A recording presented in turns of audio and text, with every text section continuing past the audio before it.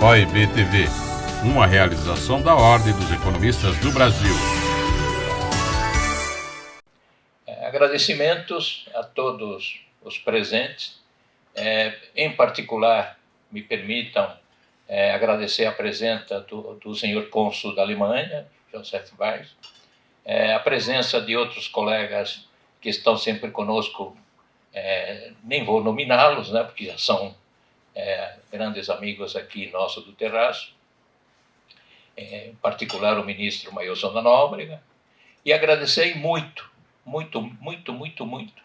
ao nosso querido palestrante de hoje, Felipe Salto, ao qual convido para vir aqui, para que dê início à sua palestra. Desnecessário falar do Felipe, só vou dizer que tivemos a honra de conceder a ele, no mês de agosto, o Prêmio Economista do Ano. Bem merecido. O professor Felipe tem uma carreira brilhante, diríamos assim, dos jovens economistas mais brilhantes que nós temos no nosso seio. Boa tarde a todos. Em primeiro lugar, cumprimentar o professor Manolo, que é muito querido, e agradecer pelas palavras sempre generosas, né? Espero merecê-las. Em nome dele, cumprimentar todos os colegas economistas. Como eu disse em agosto também aqui nesse espaço, eu acho que nós precisamos fortalecer a nossa classe dos economistas. Nós estamos vivendo um momento dificílimo da conjuntura econômica, fiscal, uma série de medidas novas que demandam a análise técnica, profissional dos economistas, de outros profissionais, dos advogados, juristas, a exemplo da reforma tributária, da Lei Complementar 200, o novo arcabouço fiscal, ou regime fiscal sustentável.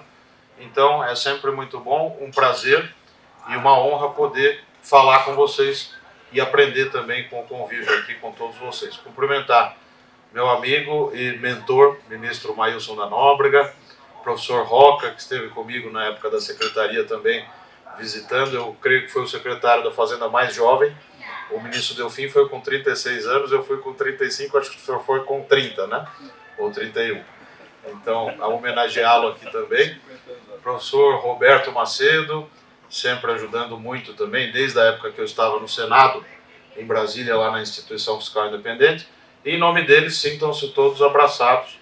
E vamos aí fazer uma conversa que eu planejei, professor Manolo, dividida num tema principal, que é a conjuntura econômica e fiscal, o que nós podemos esperar para esses anos de governo, do terceiro governo do presidente Luiz Inácio Lula da Silva, e discutir um pouco dois eixos centrais, o arcabouço fiscal e a reforma tributária. Quando eu cheguei na Warren Investimentos, que é a atual casa onde eu trabalho como economista-chefe, saindo da Secretaria da Fazenda de São Paulo, eu me deparei com aquela atividade típica dos economistas, que é visitar os clientes, ouvir as suas opiniões e dar também o nosso cenário. E havia um pessimismo generalizado.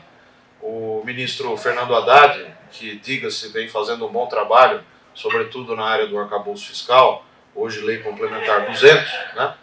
Ele não tinha um crédito, digamos assim, de cara da classe dos economistas que atuam no mercado financeiro. Havia uma desconfiança grande.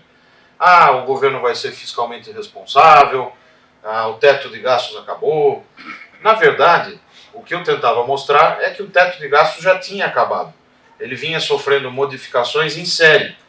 A emenda constitucional 109, derivada da PEC emergencial, e aí o ministro Paulo Guedes acertou, porque ele assumiu em 2019 com uma verdadeira bomba na mão, que era a necessidade de apresentar o projeto de lei orçamentária anual em agosto, ele entrou em janeiro, com o teto de gastos rompido. O risco do teto ser apresentado na proposta orçamentária de uma maneira que o orçamento não coubesse nesse limite era altíssimo.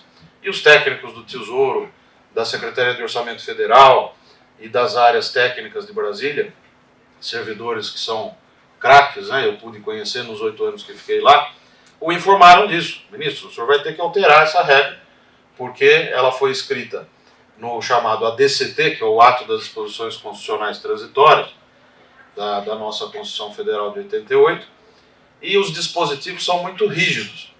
a regra de que a despesa não pode crescer pela inflação mais do que a inflação passada, se descumprida, você deveria aplicar uma série de sanções previstas no artigo 109 do ADCT. Só que a forma como o comando foi escrito simplesmente impedia o rompimento do teto. Não havia um plano B. Ou melhor, havia um plano B que não podia ser acionado. Os gatilhos. Então o que ele fez? Enviou uma proposta de emenda emergencial, chamada PEC emergencial, redundou na emenda 109. Veio a pandemia, mais uma emenda à Constituição para autorizar um volume que depois se comprovou bastante grande de gastos extraordinários para o combate à pandemia e aos seus efeitos de 520,9 bilhões de reais. Na época, 1/4 do orçamento aprovado, tirando o gasto com juro. E depois, outras alterações constitucionais, duas que eu destaco agora, que são a emenda 114 e a emenda 113, derivadas da PEC dos precatórios. A PEC dos precatórios tinha por objetivo equacionar essas despesas que, como vocês sabem, derivam de decisão judicial. Tem prazo, né, quando o juiz decide, tem um prazo para que essas despesas sejam pagas. E a ideia do ministro Paulo Guedes, que deve ser respeitada, essa ideia, mas muito frágil juridicamente, tanto que está sendo questionada no Supremo Tribunal Federal. O Supremo está analisando, nesse momento, a constitucionalidade do chamado artigo 107A, que instituiu esse limite para pagamento de precatório, que era basicamente o seguinte: vamos pagar o valor de 2016, que era 18,7 bi, corrigido pela regra do teto, ou seja, pela inflação. Se esse valor for igual a 42 bilhões, como nós temos 89,1 bilhões de reais para pagar de precatórios, a diferença, 57 bi, fica para pagar no próximo ano ou no ano seguinte, até que em 2027, prazo final da emenda 113 e da emenda 114, esse saldo, esse estoque todo teria que ser liquidado. Ocorre que, como era previsível, o que está acontecendo é uma verdadeira bola de neve. Essa despesa, se nada for feito, vai ultrapassar 303 bilhões de reais lá em 2027. O governo está se mexendo para apresentar, já apresentou ao Supremo Tribunal Federal a sua argumentação, por meio da Advocacia Geral da União, para dar uma solução definitiva para esse problema. Nós formamos um grupo, junto com o secretário do Tesouro Nacional, o ministro Maílson participou também, Mansueto Almeida e outros, para discutir soluções.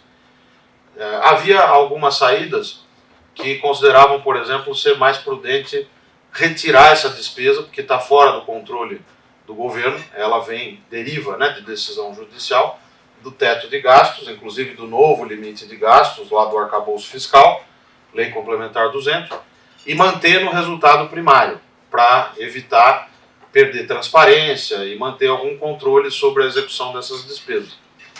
E uma outra linha que eu defendia junto com o professor Fernando Facuri Scaff, do Direito Financeiro da USP, que era a de contabilizar os precatórios todos como dívida. Porque dívida são, do ponto de vista econômico. É uma questão polêmica e tem uma vertente contábil também, esse debate, que é bem instigante. Mas o secretário do Tesouro não escolheu nenhuma dessas duas possibilidades. O ministro até escreveu um artigo recentemente sobre isso, escolheu uma terceira, que é separar a parte financeira, chamemos assim, do precatório, do restante. Porque o que é um precatório? O Felipe Salto é servidor do Senado e tem direito a um auxílio alimentação, não foi pago.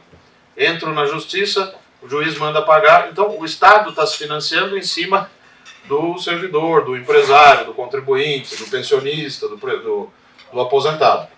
Para mim, isso é uma dívida. O fato é que esse não foi o caminho adotado. Ele disse o seguinte: vamos pegar essa despesa, separar aquilo que é juro, porque incide a Selic em cima desse negócio, do que é o principal, como ele fala, que é o precatório original corrigido pela inflação.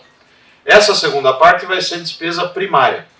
Primário quer dizer que não tem contrapartida, né? O título público, por exemplo, quando eu pago o detentor do título na data do vencimento, é uma despesa financeira, porque tem contrapartida, tem uma redução na dívida pública. A despesa com salário, com previdência, com educação, com segurança, etc., tudo isso é primário, porque não tem contrapartida nesse aspecto que eu acabei de explicar.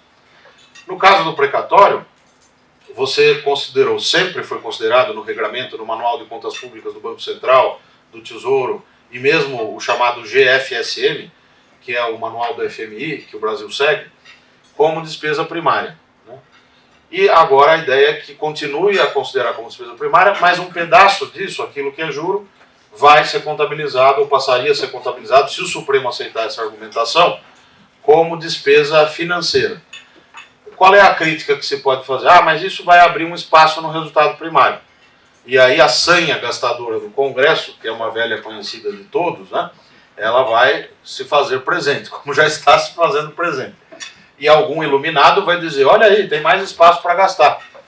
Por exemplo, no ano que vem tem 66 bilhões e 400 milhões de gastos com precatórios inscritos por meio do projeto de lei orçamentária anual para 2024.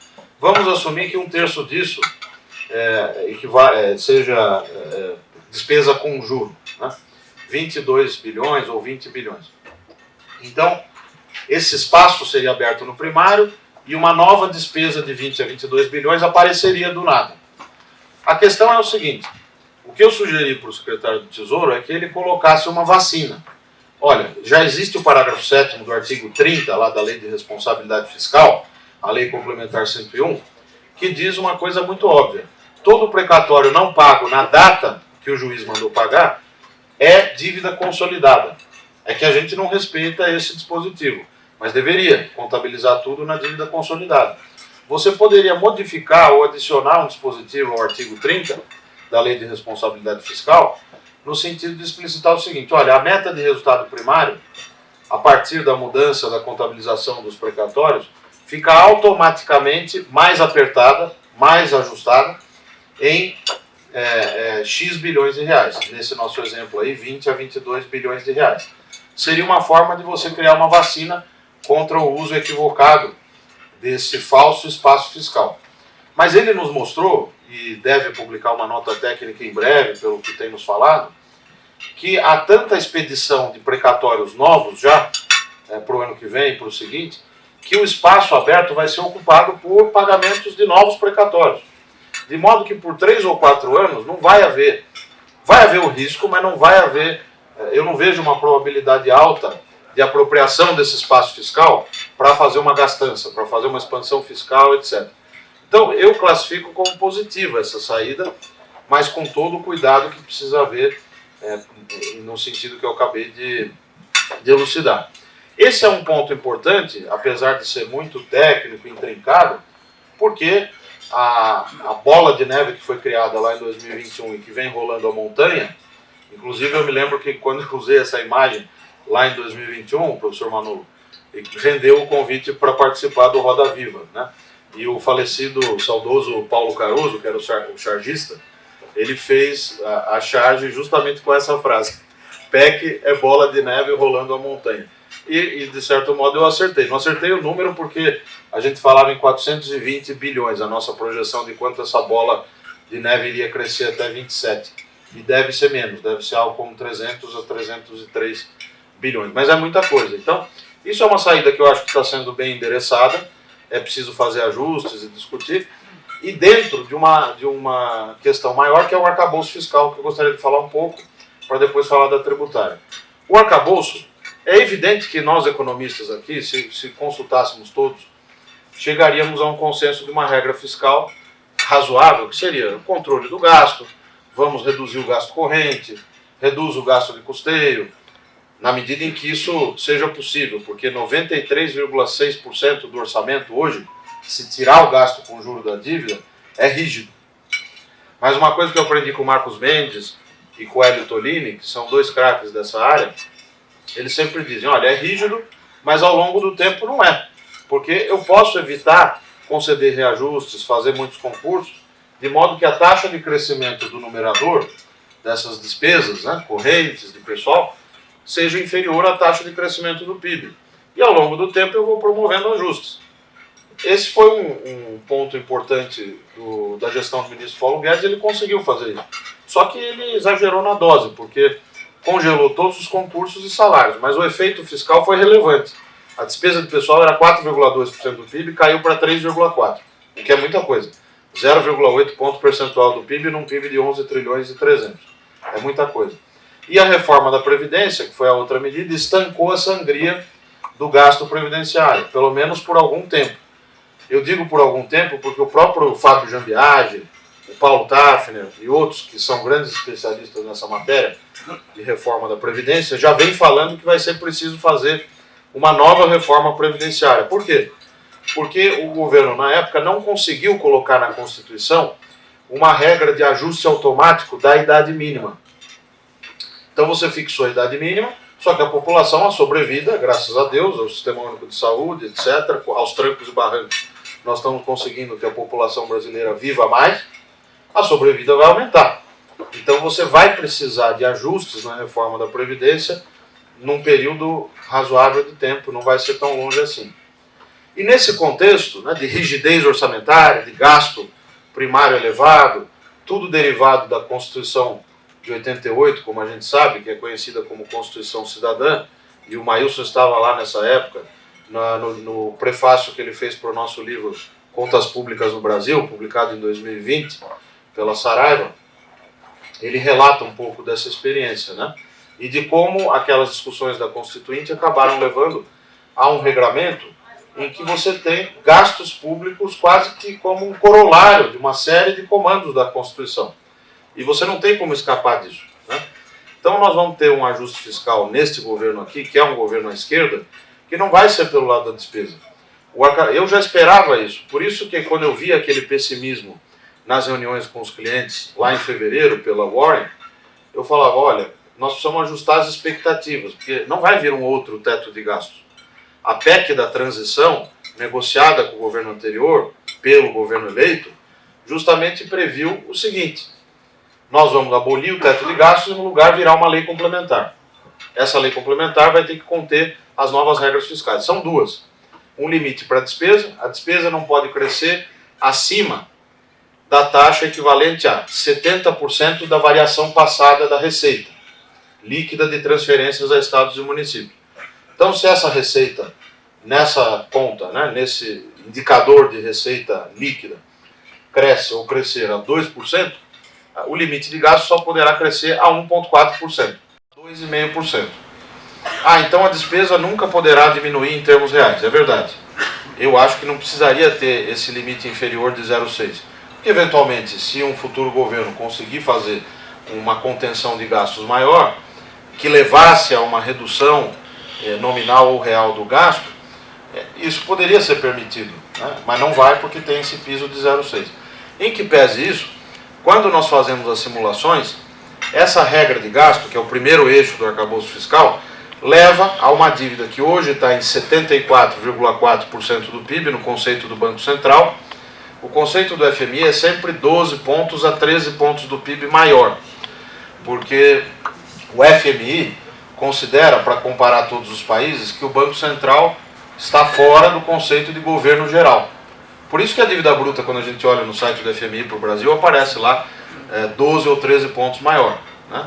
É por essa razão, porque o Banco Central, no caso do conceito brasileiro, que inclusive é o Banco Central que é o responsável por calcular, ele computa as operações compromissadas, né, que são as operações do Banco Central para gerenciar a liquidez do sistema monetário, e ele faz isso com títulos emitidos pelo Tesouro. Só que ele tem muito mais título na carteira dele do que as operações compromissadas. São os títulos livres. Esses títulos livres é que respondem por 12 a 13 pontos percentuais do PIB. Por isso que quando o FMI diz, olha, o Banco Central não faz parte do setor público, ele está dizendo o seguinte: qualquer papel, qualquer título público emitido e que esteja nas mãos do privado ou mesmo do Banco Central, para mim, FMI, isso é dívida. É um conceito mais conservador. O fato é que os dois conceitos de dívida, eles caminham par e passo. Um é um pouco mais alto que o outro, mas é por essa questão contábil, né, dos chamados títulos livres na carteira do Banco Central. E feita essa digressão, 74,4%. Para onde vai essa dívida que está em 74%?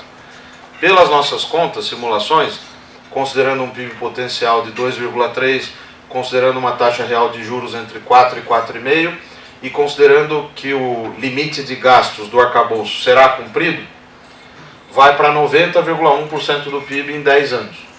Ah, mas 90 é muito grande. O professor Afonso Celso Pastore já escreveu, olhando o copo meio vazio, bem pessimista e tal. Ele tem números parecidos, acho que o número dele é 87 para 2031.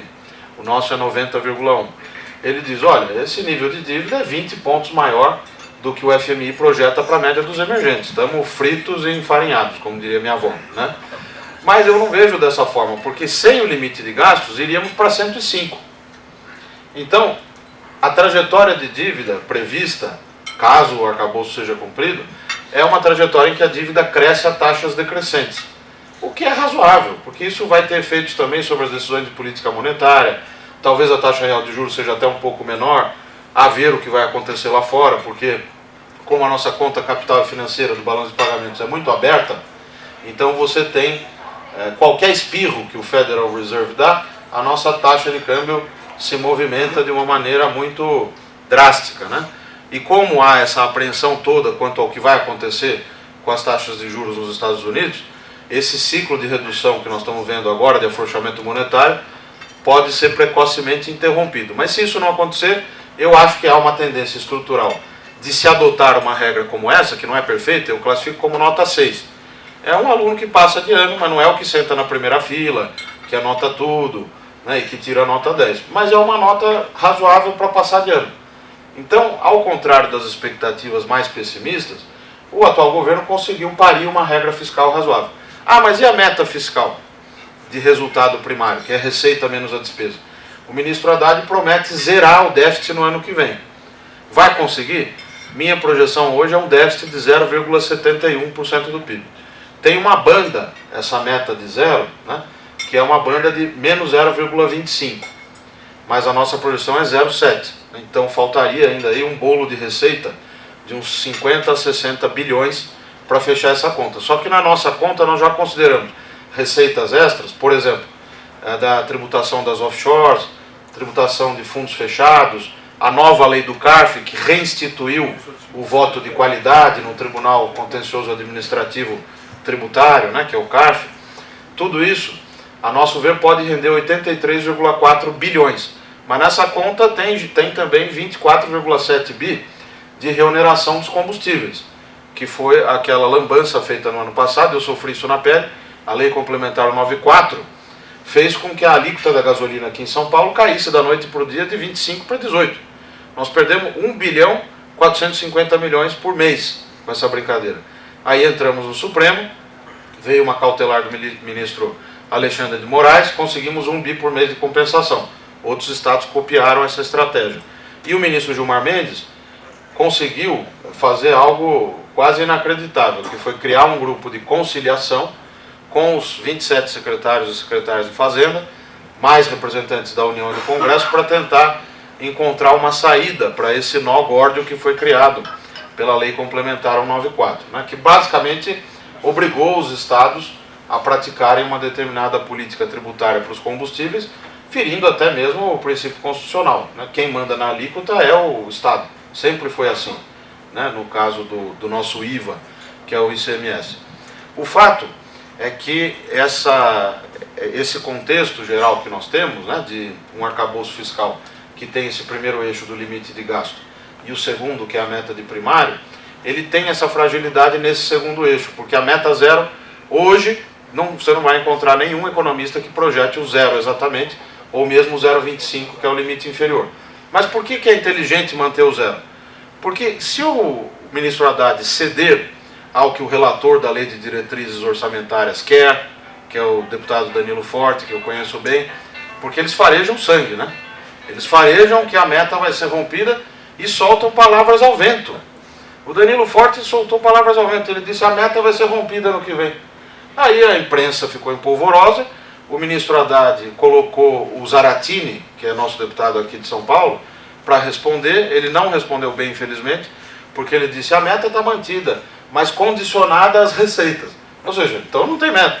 Aí todo mundo ficou desesperado, veio o Haddad, entrou em campo e tentou apagar o incêndio. Acho que conseguiu, porque enviou o projeto de lei orçamentária anual com a meta zero. E também a ministra Simone Tebet, que titubeou no primeiro momento, também passou a adotar o discurso da austeridade, vamos chamar assim, e o compromisso com a meta zero, ainda bem, né? Porque são os dois bastiões ali da responsabilidade fiscal nesse momento no atual governo. E aí, o que eu disse para o Fernando Haddad, ele me ligou, viu uma entrevista recente, falei, ministro, eu acho que está certo, tem que manter o zero, mas eu acho que o senhor vai conseguir entre 0,5 e 0,7. Ele falou, mas ótimo, porque se eu mudo agora essa meta, aí, se eu mudo para 1, por exemplo, aí nós vamos para 2 de déficit. Ele tem toda a razão. Então, se neste ano a nossa projeção está certa, nós vamos fechar com 1,1% do PIB de déficit. O governo tem uma projeção até pior, 136,5 bi, que dá mais ou menos 1,4% do PIB. Se você derruba para 0,7, está de bom tamanho. Agora, para derrubar para 0,7, precisa de 80 bi de receita na nossa conta. Não é fácil, porque as medidas de aumento de receita devem seguir o princípio da chamada anterioridade geral. Você não pode sair aumentando o imposto para o mesmo ano. Tem que aprovar até dia 31 de dezembro, senão nada feito para o ano que vem. A maior parte das medidas que eu mencionei aqui. Então, e se romper a meta? Se a nossa projeção estiver certa e romper a meta, o que acontece? O governo romper a meta. Ele vai ter que sinalizar no relatório de avaliação bimestral do orçamento, que é um relatório que a Lei de Responsabilidade Fiscal obriga os governos a apresentarem, que a projeção dele está, naquele momento, ou estará, ou estaria, incompatível com a meta fixada. Então ele já aciona os gatilhos do arcabouço naquele instante, lá final de março do ano que vem? Não.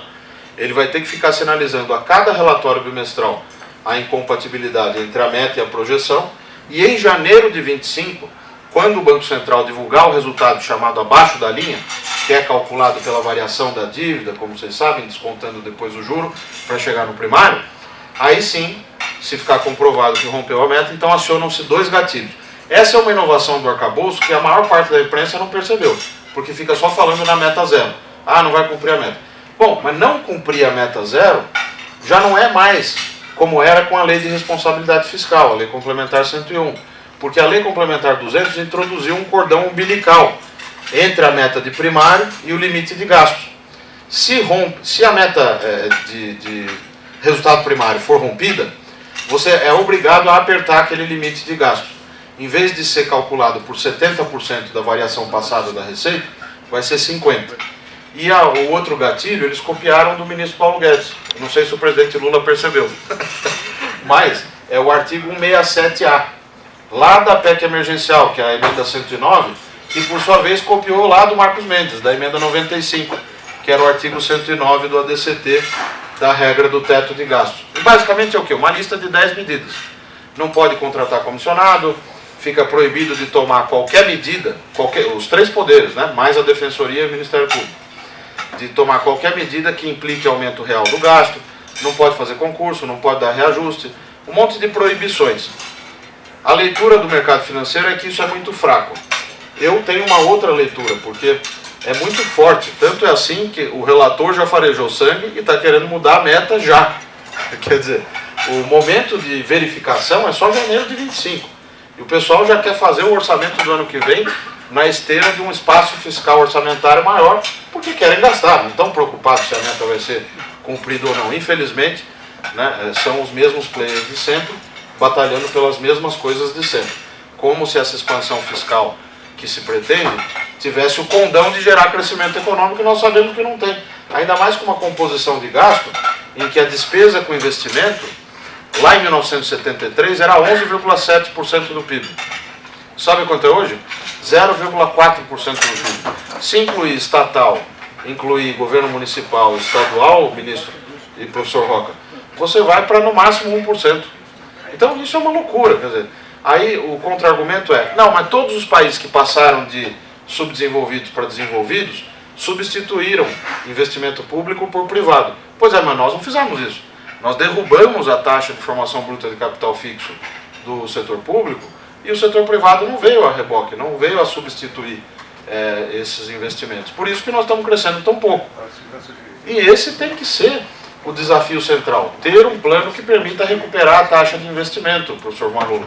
Porque eu vejo a ministra Simone Tebet, dia 23 de dezembro, eu ainda estava na Secretaria da Fazenda, ela me telefonou perguntando o que eu achava que poderia ser a agenda do Ministério do Planejamento. Aí eu falei todas as ideias que a gente vem estudando, né, e aprendendo com vocês todos. Falei, olha, precisa ter um plano de revisão de gasto. porque não dá para ficar toda hora esse incêndio, a meta fiscal do ano que vem, aí o desespero, aí o Congresso. Tem que ter um plano de revisão periódica do gasto. Abono salarial não serve mais para nada. Todo mundo sabe que não é um gasto focalizado em quem mais precisa. O Bolsa Família é melhor, mas a gente continua fazendo abono salarial, 1% do PIB. Benefício de prestação continuada, a Lei Orgânica de Assistência Social, a política salarial do governo, que não tem nenhuma mudança estrutural há décadas, né? Talvez a última grande reforma tenha sido a do ministro Bresser, né, ministro Maílson, que foi lá nos anos 90 com a reforma chamada gerencial, a criação da Escola Nacional de Administração Pública, a carreira de gestor. Depois disso, nada. Então precisa ter um plano de revisão de gasto.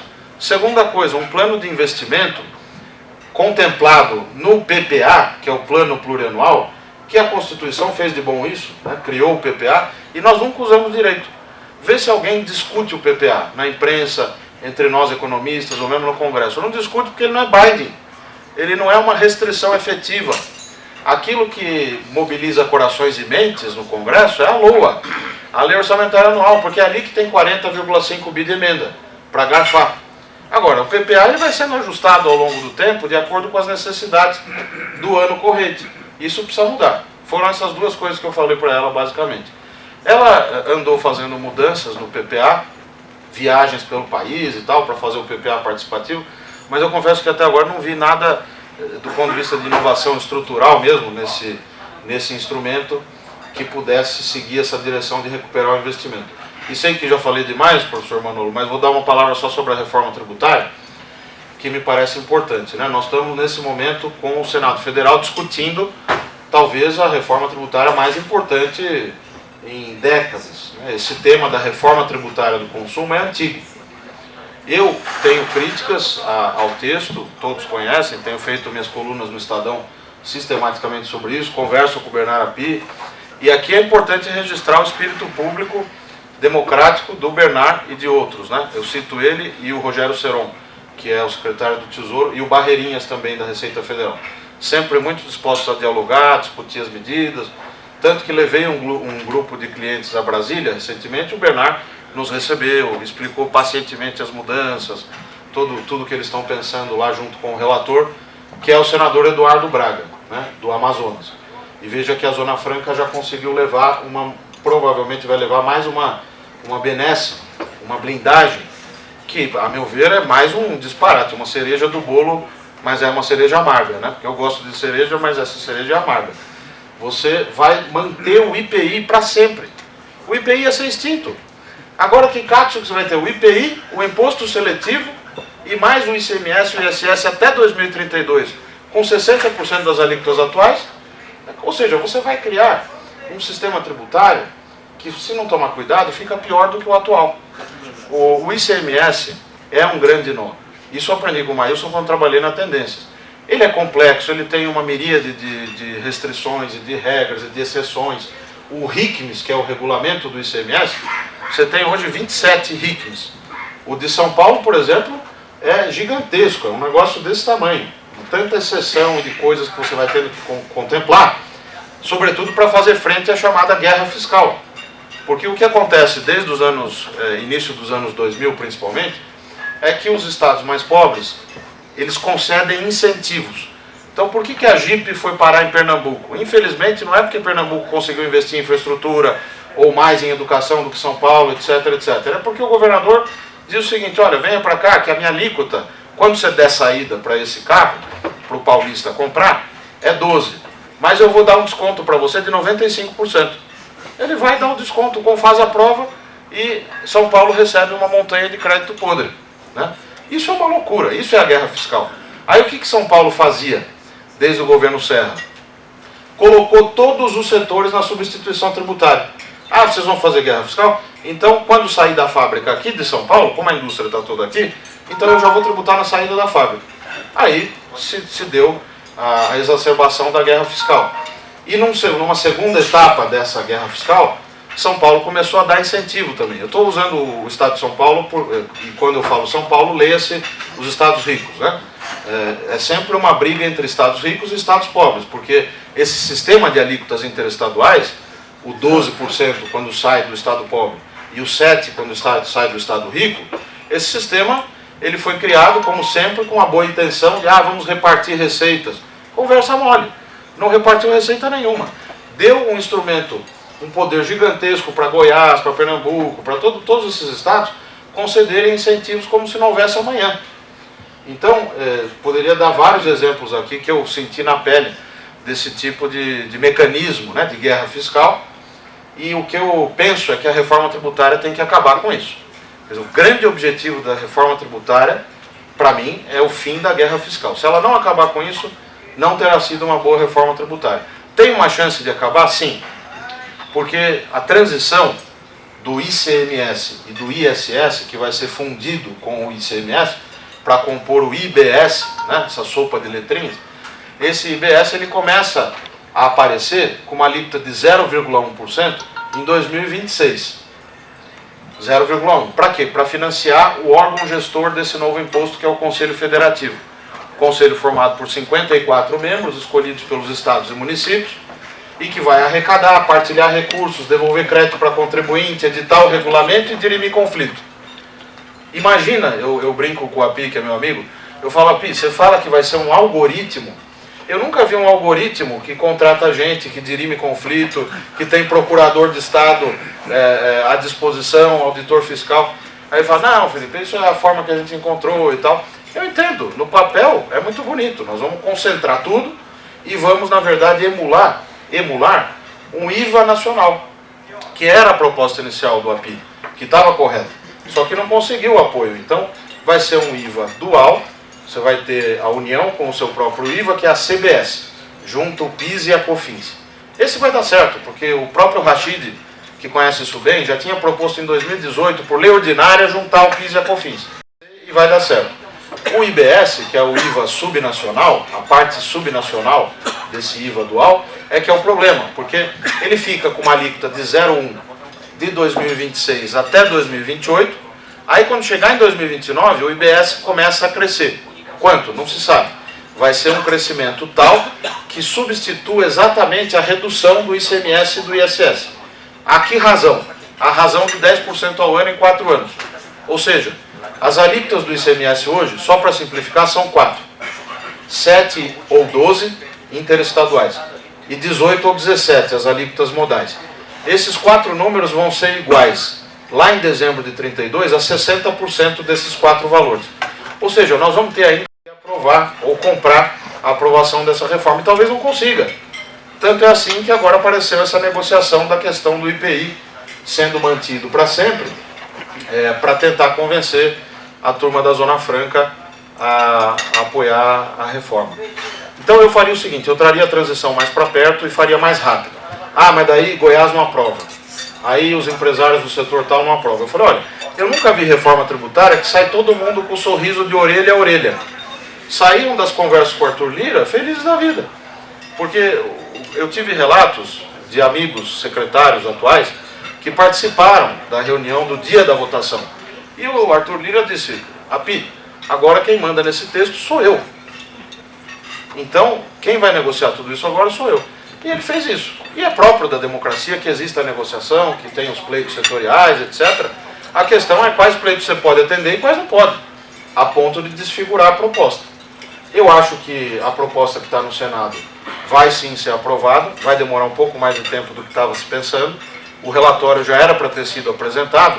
O relatório é quando o senador escolhido para cuidar do tema exara um texto novo com uma análise, né, que é feita com a ajuda dos técnicos do Senado, da Câmara, é o relatório.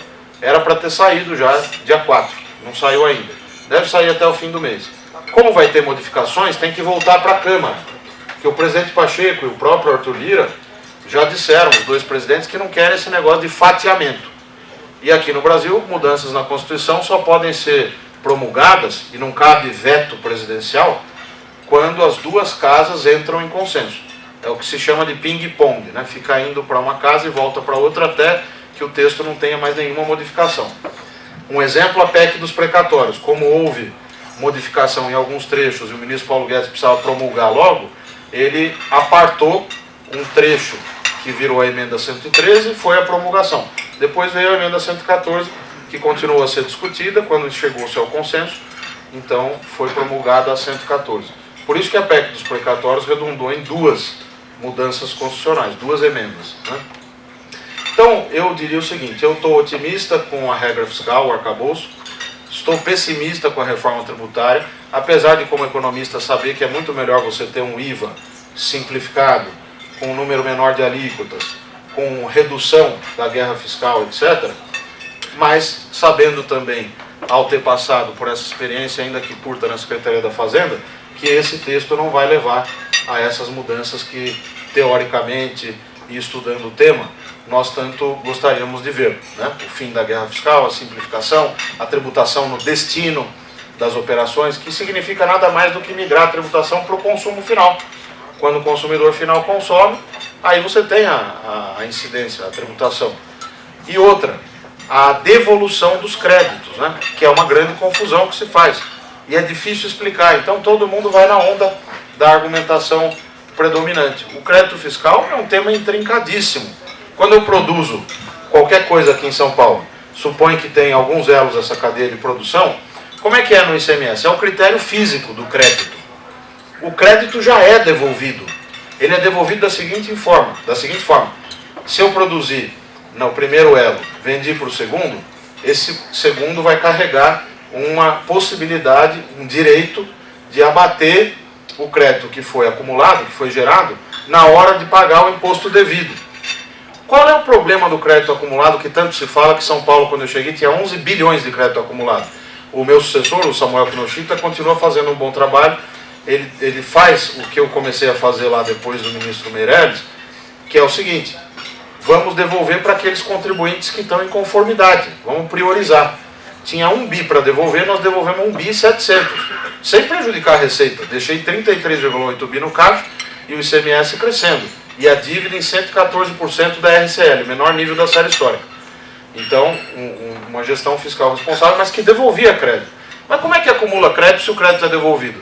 É porque existem outras hipóteses de acumulação de crédito, a exemplo das exportações, que são desoneradas, que vão gerando uma montanha de crédito acumulado, que é o jargão, o termo que se usa no jargão lá dos fiscais para se referir a isso. Esse é que é o problema. Quando se mudar para o IBS, qual é a promessa? Vamos devolver todo e qualquer crédito. Ou seja, vamos produzir uma erosão fiscal do tamanho de um mastodonte. Como é que eu vou sair devolvendo crédito tributário como se não houvesse amanhã? Isso vai ser um ponto importante para discutir na lei complementar do Conselho Federativo. Ele é que vai comandar a devolução do crédito. O API sempre diz o seguinte, é preciso citar para fazer justiça, que não vai acontecer isso, por quê? Porque ele só vai dar direito ao acesso a esse crédito tributário para os consumidores intermediários nas etapas de produção. O consumidor final não tem direito a crédito. Quem tem direito a crédito é quem consome insumos, e aí, para não pagar 2 vezes, ele vai recebendo de volta esse crédito. Quando houver a liquidação do imposto. Então, aquele consumidor intermediário, quando ele efetivamente recolher, não é só apresentar a escrita fiscal, documento fiscal, etc. É recolher efetivamente. Aí ele vai ter direito ao crédito. O problema é que isso é uma insanidade, é difícil de controlar. Aí que vem os sistemas que estão sendo desenvolvidos para dar conta dessa devolução de crédito e me parece, né, que ainda não há uma forma de convencimento assim tão clara, porque eles dizem, já temos o sistema pronto, a lei complementar já está escrita, então deviam mostrar, até em benefício do debate público, para convencimento daqueles céticos que, como eu, acham que o texto atual que está aí, infelizmente, não resolverá os nossos problemas. Olha, e agradeço mais uma vez, contem lá conosco o que precisarem. O professor Manolo é um grande parceiro e sabe que também o professor Almir, a Ordem dos Economistas, pode contar comigo. Obrigado. E muito obrigado, excelente palestra, respondeu inúmeras perguntas e creio que tivemos um palestrante, né, um diamante hoje. Obrigado. Muito obrigado, Felipe.